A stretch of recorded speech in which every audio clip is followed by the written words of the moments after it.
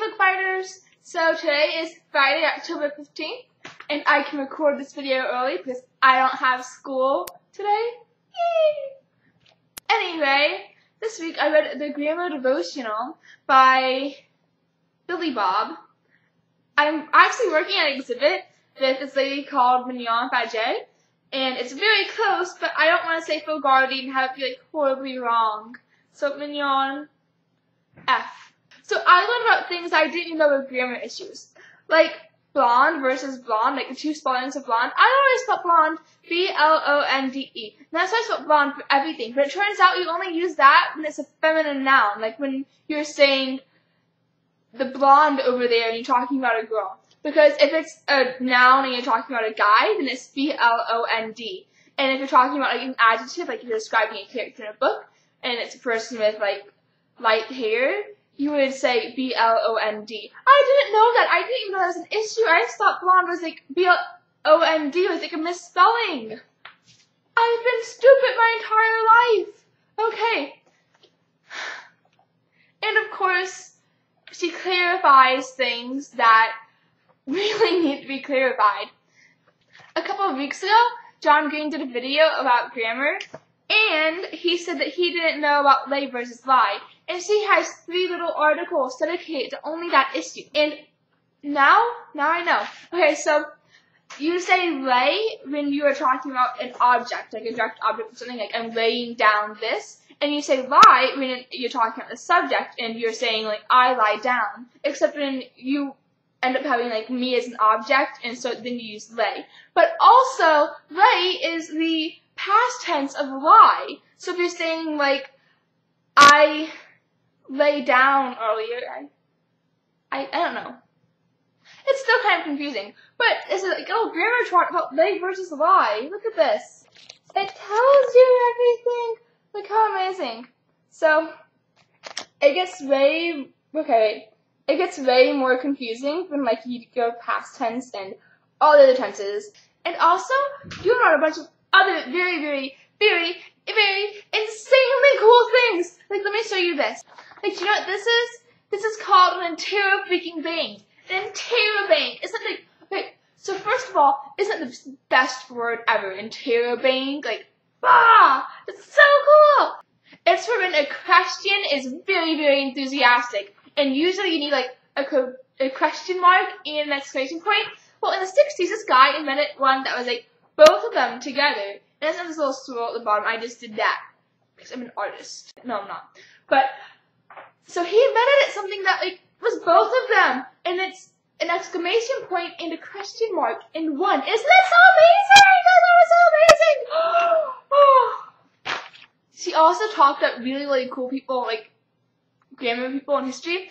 And did you know that the reason why the British English and the American English is different is because Webster, like that Webster, he was an American during like revolutionary times. He's like, we need to be culturally different from the British, and so we'll change our spelling of things. And we'll say C-O-L-O-R instead of C-L-L-O-U-R. And I guess that was his definition of a cultural difference. Isn't that interesting? And also, Benjamin Franklin, he was like cool with Webster and stuff, and he decided he wanted just to get rid of some letters. So he wanted to get rid of a J, and as somebody who has a J in their first name and last name, that makes me kind of mad at Benjamin Franklin. And also he has a J in his name, so I don't know why he wanted to get rid of a J, but he thought it was like redundant. But I like J's, and just saying that. I'm so enthusiastic about this. And one of the best pieces of advice that she has in here that is common sense, but I'm not a fan of common sense. I don't know if you are, but I'm just going to assume that none of us like common sense. And this is a great one that we need to remember for NaNoWriMo because it will help us greatly. And that is, when you first sit down to write, whether it's nonfiction or creative writing, just write. Don't think about the grammar, punctuation, or spelling. If you're doing creative writing, just write. If you're yelling at yourself for a stupid word choice or agonizing about whether you need a comma, you'll never move on. Don't worry about it. That's what revisions are for. And that is, we need to remember for NaNoWriMo because we cannot spend time thinking about grammar. Which brings me me onto the topic of NaNoWriMo, which I've been talking about like in every video for the past month. But it's approaching faster than you think it is. It is only 2 weeks away. So, I need all the book writers and all the fans of book writers who want to do NaNoWriMo. We need to create a NaNoWriMo community and support each other because this is going to be very, very tough for most of us. And it's very important that we all go to nanowrimo.org, create an account, and add each other. And we can also track our novel progress and track each other's novel progress. And it'll just make it better for us to do NaNoWriMo as a community. I'm already on there, and I have the user account name I use. Basically everything Julia George 14. And I guess I will link you to the website and the doobly-doo, or the bookshelf. So let's all be writing buddies on there and track each other's progress and help each other during the coming month of extreme stress. So questions. Katie yaks out my height, and I am 5'7.5". If you want, you can compare me to life-size Snape over here. And it's life-size Snape. Yeah. We both have our Snuggies on and look extremely fashionable. I think he's like 6'4" or something. And for Dan's question, I believe that the story or the text begins the second the idea is first formulated and the author starts creating the world. That is what I think.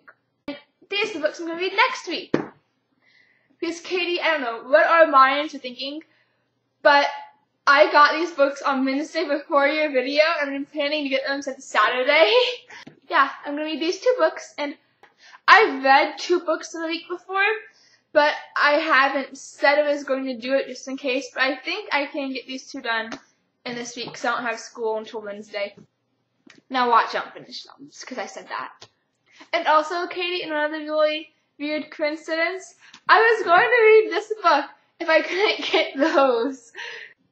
I was watching your video yesterday and I was like, oh my god, our bookshelves are so similar this week. And I know these books aren't exactly teen books, it's ages 9 and up, but as it's Teen Read Week, I'm a teen, so anything I read this week, it counts. I think these are awesome for Teen Read Week because Caleb Mason began writing this book when he was 14, which I think is absolutely extraordinary.